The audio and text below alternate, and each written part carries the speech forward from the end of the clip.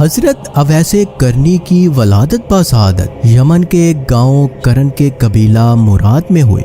آپ کے والد محترم کا نام عامر ہے۔ آپ کی والدہ نے آپ کا اسم گرامی اویس رکھا اور اسی نام سے آپ نے شہرت پائی۔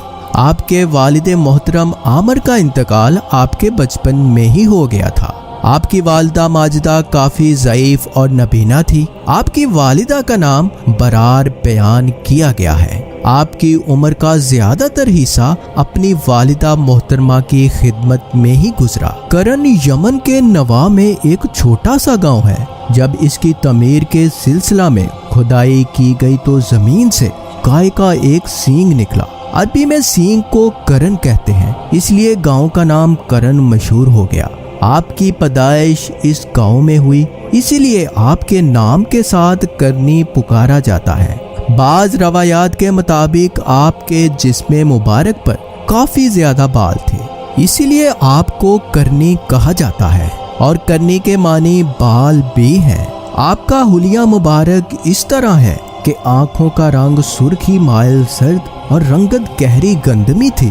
چہرہ مبارک جھکائے رکھتے اور نظر سجدہ کی مقام پر ہوتی، اور اپنے بائیں ہاتھ پر اپنا دایاں ہاتھ رکھتے ہیں۔ حضرت حسن بصری نے فرمایا کہ میں نے حضرت اویس کرنی کو اون کا کمبل لیے دیکھا ہے جس میں پوند لگے ہوئے تھے۔ فضل الخطاب کتاب کے مصنف حضرت محمد پارسا رحمت اللہ علیہ اپنی تصنیف میں حضرت حسن بصری کے حوالے سے روایت لکھتے ہیں کہ حضرت حسن بصری نے حضرت سلیمان فارسی کو پوند لگے ہوئے کمبل میں اور حضرت اویس کرنی کو اونٹ کی کھال کے پوند لگے ہوئے لباس میں دیکھا ہے۔ حضرت اویس کرنی لباس کے معاملے میں اس قدر کفایت شعار تھے کہ روایات میں آتا ہے کہ آپ کے پاس بالوں کی ایک چادر اور ایک پاجامہ تھا۔ حضرت اویس کرنی وہ کھانا جو پیٹ کے اندر موجود ہوتا اور وہ لباس جو پہنے ہوئے ہوتے تھے، اس کے علاوہ کوئی بھی چیز اپنے پاس نہ رکھتے تھے، اور فرمایا کرتے تھے، اے اللہ، میں تجھ سے بھوکے پیٹ اور ننگے بدن کی معذرت چاہتا ہوں۔ وہ لباس جو میرے بدن پر ہے، وہ غذا جو میرے پیٹ میں ہے، اس کے علاوہ میرے پاس کچھ بھی نہیں ہے۔ مجالس مومنین میں درج ہے کہ حضرت اویس کرنی شتر بانی کیا کرتے تھے، اور یہی ان کا ذریعہ معاش تھا۔ اس سے ملنے والی مزدوری سے اپنے اور اپنی والدہ ماجدہ کے خورد و نوش کا انتظام کرتے تھے، اور کرن میں آپ جیسا کوئی مفلس اور بے نوا کوئی دوسرا نہ تھا۔ جس گلی کوچے سے گزرتے لوگ آپ سے گھن کرتے اور آپ پر پتھر پھینکتے اور سر پر خاک اچھالتے تھے۔ حضرت سما رحمت اللہ علیہ فرماتے ہیں کہ جو کچھ رات کو آپ کے پاس باقی بچتا تو آپ سب خیرات کر کے اللہ کے حضور عرض کرتے، یا الہی، اگر کوئی بھوکا پیاسا مر گیا تو مجھ سے مواخذہ نہ کرنا۔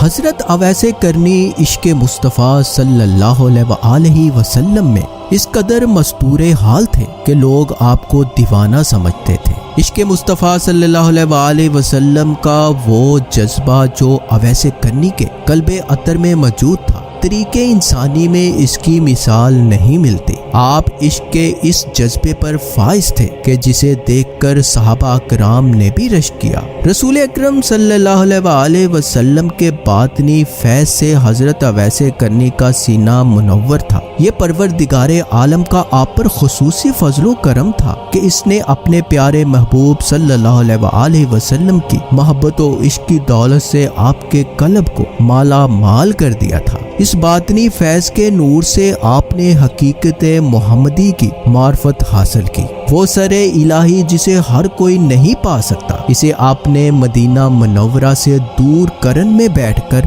پا لیا۔ حضور نبی کریم صلی اللہ علیہ وآلہ وسلم کی آپ پر خصوصی نگاہ کرم تھی۔ رسول اکرم صلی اللہ علیہ وآلہ وسلم سے عشق کی جو تڑپ و لگن حضرت اویس کرنی کے دل میں موجود تھی، حضور اکرم صلی اللہ علیہ وآلہ وسلم اس سے بخوبی آگاہ تھے۔ عشق مصطفیٰ نے آپ کے اور حضور اکرم صلی اللہ علیہ وآلہ وسلم کے مابین ایک مضبوط باطنی اور روحانی تعلق قائم کر دیا تھا۔ حضرت عمر فاروق رضی اللہ تعالی عنہ سے مروی ہے کہ رسول اکرم صلی اللہ علیہ وسلم نے ارشاد فرمایا، تابعین میں سب سے بہتر ایک شخص ہے جس کا نام اویس ہے، اس کی ضعیفہ ماں ہے، اویس کے ہاتھ پر برس کا نشان ہے، تم جب اس سے ملو تو اسے کہنا کہ امت کے حق میں دعائے مغفرت کرے۔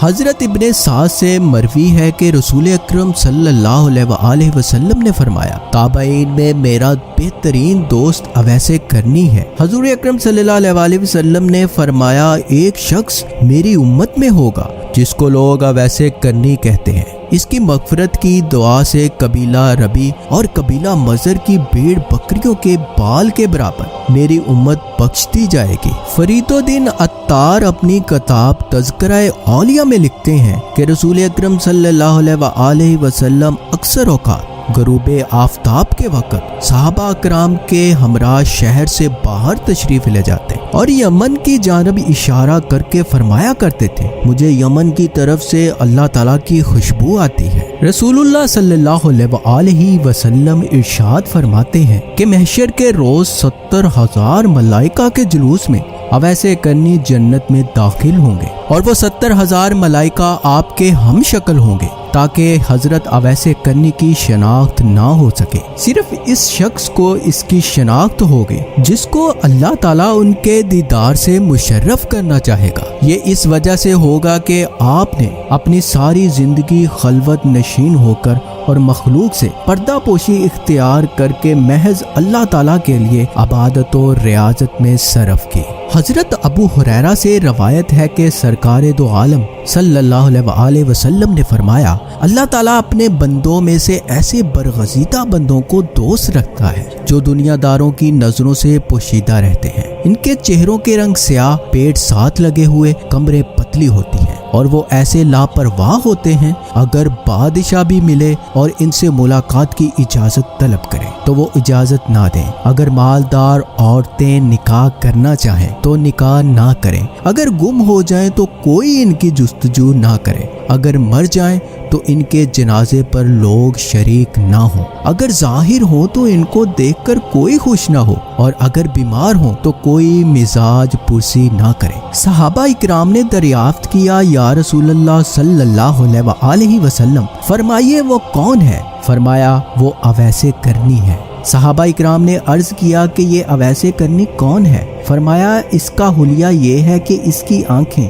نیلگوں ہوں گی، قد درمیانہ ہوگا اور دونوں کانوں کے مابین خاصی فاصلہ ہوگا، دایاں ہاتھ بائیں ہاتھ پر رکھا ہوگا، آنکھیں سجدہ گاہ پر لگی ہوں گی، ٹھوڈی سینے کی جانب جھکی ہوگی، جسم پر پرانے کپڑے ہوں گے جو پہنے ہوئے ہوگا، ایک پجامہ اور دوسری چادر دنیا میں کوئی بھی اسے نہیں جانتا، لیکن آسمانوں پر بڑی شہرت ہے، اگر وہ کسی بات پر قسم کھائے تو اللہ تعالیٰ اس کی قسم کو سچ کرتے۔ مولانا معین الدین ندوی اپنی کتاب سیرت الصحابہ میں رقم کرتے ہیں، آپ ساری رات قیام میں گزار دیا کرتے تھے، دوسری رات آپ رکوع میں گزار دیتے تھے اور اسی طرح تیسری رات سجدہ میں گزار دیتے تھے۔ جب لوگوں نے آپ سے پوچھا کہ کیا آپ اتنی طاقت رکھتے ہیں کہ روزانہ ایک ہی حالت میں دراز رات گزار دیتے ہیں، آپ نے جواب میں فرمایا، دراز راتیں کہاں ہیں، کاش ازل سے ابد تک ایک ہی رات ہوتی جسے ایک سجدہ کر کے گریہ بسار کرنے کا موقع نصیب ہوتا، مگر افسوس کہ راتیں اتنی چھوٹی ہیں کہ صرف ایک ہی مرتبہ سبحان ربی اعلیٰ کہنے پاتا ہوں کہ دن طلوع ہو جاتا ہے۔ میں چاہتا ہوں کہ ایسے عبادت کروں جیسے فرشتے عبادت کرتے ہیں۔ آپ کو نماز سے بہت زیادہ محبت تھی کیونکہ آپ کے محبوب تاجدار مدینہ صلی اللہ علیہ وسلم کو بھی نماز سے بہت زیادہ محبت تھی۔ حضرت اویس کرنی کی توجہ دنیا سے ہٹ کر آخرت کی طرف مائل ہو چکی تھی۔ آپ دنیا سے صرف اس قدر ہی واسطہ رکھتے تھے جس قدر زندہ رہنے کے لیے ضروری ہوتا ہے۔ آپ گوشہ نشینی کو پسند فرماتے تھے، اسی لیے آبادی سے دور رہنے کو ترجیح دیتے تھے۔ اس کی خاطر آبادی سے دور ایک مکان میں مقیم تھے جب اس مقام تک بھی لوگوں کی رسائی ہو گئی تو آپ کی عبادت میں خلل پیدا ہونا شروع ہوا، تو آپ نے وہ مکان کو چھوڑ دیا اور جنگل کی جانب نکل گئے اور یکسوئی کے ساتھ عبادت الہی میں مشغول ہو گئے۔ آپ فجر کی اذان کے وقت گھر سے نکلتے اور نماز عشاء پر واپس تشریف لاتے تھے۔ اپنے کھانے سے زیادہ جو خوراک آپ کے پاس ہوتی وہ غریبوں میں بانٹ دیتے۔ آپ کو دنیاوی چیزوں سے قطعاً محبت نہ تھی۔ حضور اقدس صلی اللہ علیہ وسلم کا فرمان بھی یہی ہے کہ دنیا کی محبت ہر برائی کی جڑ ہے۔ یہی وجہ تھی کہ حضرت اویس کرنی بھی دنیا کی پرواہ نہ کرتے تھے اور دنیا سے الگ تھلگ اپنے آپ کو اللہ تعالیٰ کی عبادت میں مشغول رکھا ہوا تھا۔ آپ جانتے تھے کہ دنیا سے محبت رکھنے کا مقصد اپنی آخرت برباد کرنے کے مترادف ہے۔ اس ترک دنیا پر آپ کو بہت مصائب کا سامنا بھی کرنا پڑا۔ لوگ آپ کو تنگ کرتے مگر آپ نے کسی کے لیے بد دعا نہ فرمائی۔ جب کبھی آبادی کی طرف آتے تو نہ سمجھ لو اور بچے آپ کی حالت دیکھ کر ہنستے اور آپ کو دیوانہ سمجھتے اور تنگ کرنے کی غرض سے آپ پر پتھر پھینکتے تو آپ ان سے مخاطب ہو کر فرماتے، لوگو چھوٹی کینکریاں مارا کرو، بڑے بڑے پتھر مارنے سے میرا خون بہہ جاتا ہے اور میرا وضو ٹوٹ جاتا ہے، تمہارے ایسا کرنے سے میری نماز قضا ہو جاتی ہے۔ آپ رسول اللہ صلی اللہ علیہ وسلم کے شرف دیدار سے مرحوم رہے۔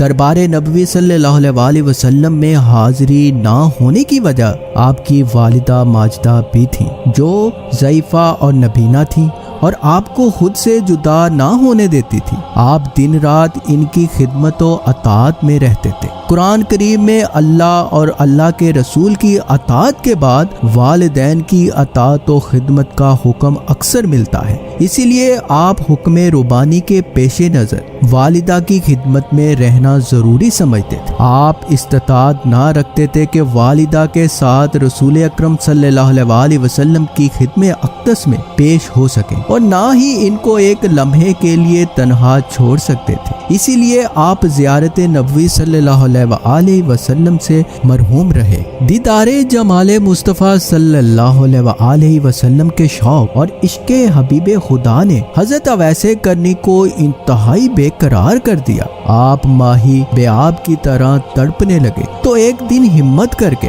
والدہ ماجدہ سے رخصت کی اجازت طلب کر لی۔ والدہ نے اجازت دیتے ہوئے فرمایا کہ جلد واپس آ جائیں۔ آپ نے ضرورت کی چند چیزیں لی اور ایک لمحہ ضائع کیے بغیر ننگے پاؤں پہ تابی کے ساتھ باغے چلے گئے۔ کرن سے مدینہ کا طویل سفر طے کر کے دیار مصطفیٰ صلی اللہ علیہ وسلم میں پہنچے۔ حضرت عائشہ کے حجرہ پر تشریف لے گئے اور دریافت کرنے پر پتہ چلا کہ رسول اللہ صلی اللہ علیہ وسلم باہر تشریف لے گئے ہیں، تو آپ نے حضرت عائشہ سے عرض کیا کہ جب رسول اقدس صلی اللہ علیہ وسلم آئیں تو آپ سے میرا سلام عرض کر دیجیے گا۔ والدہ ماجدہ کے حکم کے مطابق آپ انتظار کیے بغیر واپس لوٹ آئے۔ جب آپ صلی اللہ علیہ وسلم گھر تشریف لائے تو ایک نور کا آلہ دیکھا جو پہلے کبھی نہ دیکھا تھا۔ حضرت عائشہ سے دریافت کیا کہ یہاں کون آیا تھا؟ انہوں نے کہا کہ ایک شتربان تھا جو سلام کہہ کر چلا گیا۔ یہ سن کر آپ صلی اللہ علیہ وسلم نے فرمایا، تحقیق یہ نور اویس کرنی ہے۔ حضرت اویس کرنی نے والدہ ماجدہ کی وفات کے بعد کئی بار مدینہ طیبہ کا سفر کیا۔ مدینہ طیبہ میں در مصطفیٰ صلی اللہ علیہ وسلم کی حاضری کے بارے میں حضرت سلطان ولد نے اپنی کتاب مصنفی میں لکھا ہے کہ رسول اقدس صلی اللہ علیہ وسلم کی وفات کے بعد آپ کو روضہ اقدس کی زیارت کا شوق غالب آیا۔ آپ مدینہ منورہ تشریف لے گئے۔ صحابہ کرام نے آپ سے سوال کیا کہ آپ نے رسول اللہ صلی اللہ علیہ وسلم کی ظاہری حیات مبارکہ میں زیارت کا شرف کیوں نہ حاصل کیا؟ آپ نے فرمایا میری والدہ بیمار رہتی تھی اور مجھے اپنے پاس سے کہیں جانے نہیں دیتی تھی۔ صحابہ کرام نے فرمایا ہم نے تو اپنے مال و متاع اور ماں باپ کو بھی رسول اللہ صلی اللہ علیہ وآلہ وسلم کی محبت اور شوق میں قربان کر دیا اور آپ فقط اپنی ماں کو چھوڑ کر نہ آ سکے۔ آپ نے فرمایا کہ آپ حضرات کو تو رسول اللہ صلی اللہ علیہ وآلہ وسلم کی صحبت اور خدمت میں رہنے کا شرف حاصل رہا ہے۔ حضور علیہ السلام کا حلیہ مبارک تو بیان فرمائیے۔ صحابہ کرام نے رسول اللہ صلی اللہ علیہ وآلہ وسلم کی ظاہری صورت اور دیگر اعضائے مبارک کی بعض نشانیاں اور معجزات بیان فرمانے لگے۔ حضرت اویس کنی نے فرمایا میری مراد رسول اقدس صلی اللہ علیہ وآلہ وسلم کی ظاہری شکل و صورت سے نہیں بلکہ آپ صلی اللہ علیہ وآلہ وسلم کی باطنی شکل و صورت اور مغوی جمال دریافت کرنا چاہتا ہوں، وہ بیان فرمائیے۔ صحابہ کرام نے فرمایا ہمیں جس قدر معلوم تھا بیان کر دیا، اگر اس سے زیادہ آپ کو معلوم ہو تو بیان فرمائیں۔ اس پر حضرت اویس کرنی نے عشق مصطفیٰ میں سرشار ہو کر رسول اللہ صلی اللہ علیہ وآلہ وسلم کے جمال و کمال، عادات و خصائل اور حلیہ مبارک کا اس قدر سے بیان فرمایا کہ صحابہ کرام پر بے خودی اور جذبے کی کیفیت طاری رہی۔ پھر جب حالت سنبھلی تو صحابہ کرام کو حضرت اویس کرنی پر بہت رشک آیا اور محبت کے جذبات سے مغلوب ہو کر آپ کے ہاتھوں کے بوسے لیے۔ اس سے معلوم ہوا کہ آپ کو سرور کائنات صلی اللہ علیہ وآلہ وسلم سے کس قدر عشق تھا اور کتنا قرب باطنی حاصل تھا۔ رسول اللہ صلی اللہ علیہ وآلہ وسلم نے اپنے وصال سے پہلے صحابہ کرام کو وصیت فرمائی کہ میرا جبہ مبارک میرے اویس کنی کے پاس لے جانا اور میرا سلام پہنچانا اور میری امت کے لیے دعا طلب کرنا، کیونکہ اویس کی دعا میری امت کے لیے قبول ہوگی۔ جب آپ لوگ یمن جاؤ گے تو اویس کو شتر بانوں کے درمیان بیٹھا پاؤ گے۔ چنانچہ رسول اللہ صلی اللہ علیہ وآلہ وسلم کے وصال کے بعد حضرت علی اور حضرت عمر فاروق دونوں کرن تشریف لے گئے اور لوگوں سے اویس کنی کے بارے میں پوچھا۔ لوگوں نے بتایا کہ ہاں ایک دیوانہ شخص لوگوں سے الگ بیٹھا رہتا ہے، وادی عرفہ میں شتربانی کرتا ہے۔ حضرت علی اور حضرت عمر وادی عرفہ میں تشریف لے گئے اور حضرت اویس کرنی کو نماز میں مصروف دیکھا۔ نماز سے فارغ ہوئے تو حضرت علی اور حضرت عمر فاروق دونوں آپ کے سامنے بیٹھ گئے اور رسول اللہ صلی اللہ علیہ وآلہ وسلم کا سلام پہنچایا اور جبہ مبارک پیش کیا اور امت محمدیہ کے لیے دعائے مغفرت طلب کی۔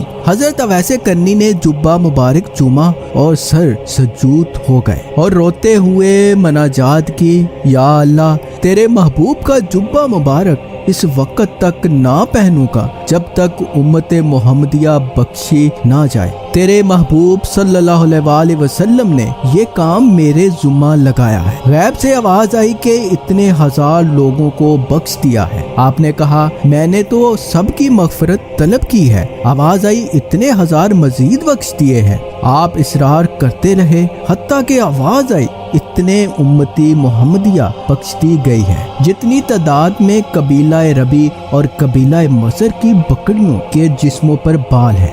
یہ بشارت پا کر آپ نے اپنا سر مبارک سجدے سے اٹھایا اور جبہ مبارک پہنا اور حضرت علی اور حضرت عمر فاروق کو اللہ تعالیٰ کی رحمت سے آگاہ کیا۔ حضرت اویس کرنی رسول اقدس صلی اللہ علیہ وآلہ وسلم کے ظاہری دیدار سے مشرف نہ ہو سکے مگر اتباع رسالت کا مکمل حق ادا کر کے دنیا کو درس ادب دیتے ہوئے رخصت ہوئے۔